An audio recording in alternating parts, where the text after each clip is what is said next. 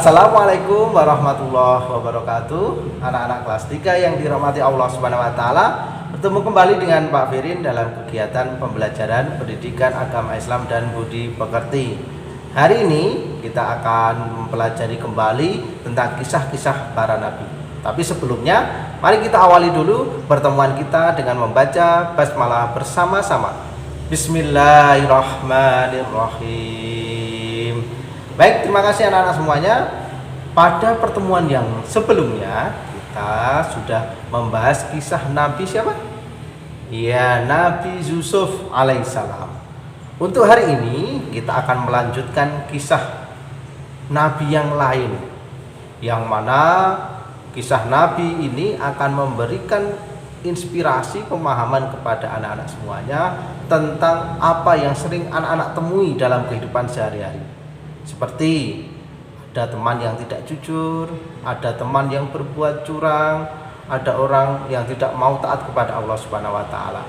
Maka nanti dengan kisah Nabi Syuaib alaihissalam, anak-anak akan paham bagaimana dalam masalah ketidakjujuran, ketidakadilan atau tadi kecurangan, dan juga bagaimana untuk taat kepada Allah Subhanahu wa taala.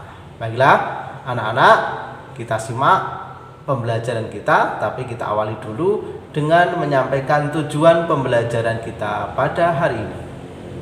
Setelah nanti anak-anak melihat video ini, membaca buku materi yang terkait dengan kisah Nabi Syuaib alaihissalam, kemudian berdiskusi dengan teman-temannya dan melakukan atau mengerjakan penugasan, diharapkan anak-anak mampu untuk menentukan kisah keteladanan Nabi Syuaib alaihissalam, kemudian merumuskan sikap-sikap yang bisa diteladani dari Nabi Syuaib alaihissalam, dan juga bisa untuk memberikan atau mengidentifikasi contoh-contoh sikap pengamalan keteladanan Nabi Syuaib alaihissalam.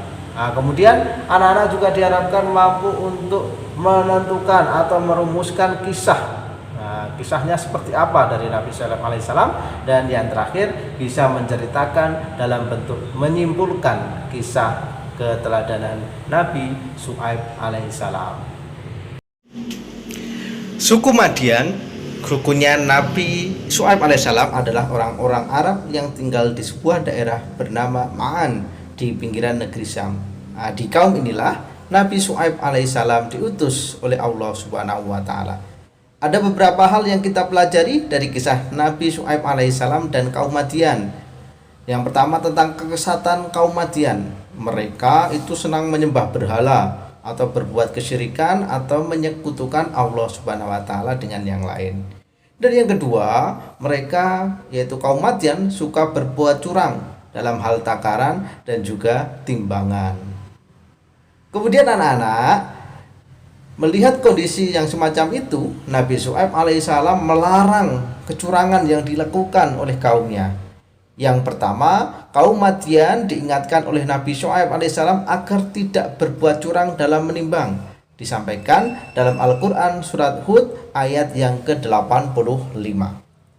Yang kedua, anak-anak, kemudian Nabi Syuaib juga mengingatkan kaumnya untuk senantiasa bersyukur atas segala nikmat yang telah diberikan oleh Allah Subhanahu wa taala kepada kaum Madian.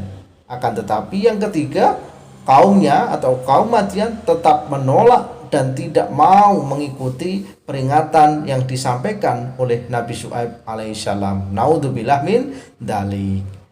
Kemudian karena mereka tetap menolak oleh Allah Subhanahu apa yang diperintahkan oleh Nabi Syuaib, perintah Allah lewat Nabi Syuaib alaihissalam, kemudian Allah membinasakan kaum Madian, yakni karena mereka ingkar dan menolak kebenaran. Mereka diazab oleh Allah Subhanahu wa taala dengan petir yang sangat keras dan gempa yang sangat kuat. Mereka kemudian hancur, habis, tidak berbekas sama sekali. Hal ini sekali lagi disebabkan karena mereka menolak ajakan dan juga peringatan dari para nabi, yaitu Nabi Syuaib alaihissalam, untuk menaati Allah Subhanahu wa taala. Demikianlah anak-anak kisah Nabi Syuaib alaihissalam. Selanjutnya apa saja yang bisa kita ambil hikmahnya dari kisah tersebut? Yang pertama adalah tentang sikap jujur. di mana kita semuanya diperintahkan oleh Allah Subhanahu wa taala untuk selalu memiliki sikap jujur. Yang kedua adalah kita diminta untuk senantiasa mau menyampaikan kebenaran meskipun kita ditentang, tidak disukai oleh orang lain. Yang ketiga, kisah Nabi Syuaib alaihissalam memberikan pelajaran kepada kita berupa larangan untuk berbuat curang. Nah, kalau di sekolah, anak-anak tidak boleh curang dalam mengerjakan soal tes dan sebagainya. Dan yang keempat, yang terakhir adalah larangan untuk mengingkari atau ingkar atas perintah-perintah Allah Subhanahu wa taala. Karena dalam kisah Nabi Syuaib alaihissalam tadi, orang yang ingkar kepada Allah Subhanahu wa taala akan diberikan azab oleh Allah Subhanahu wa taala.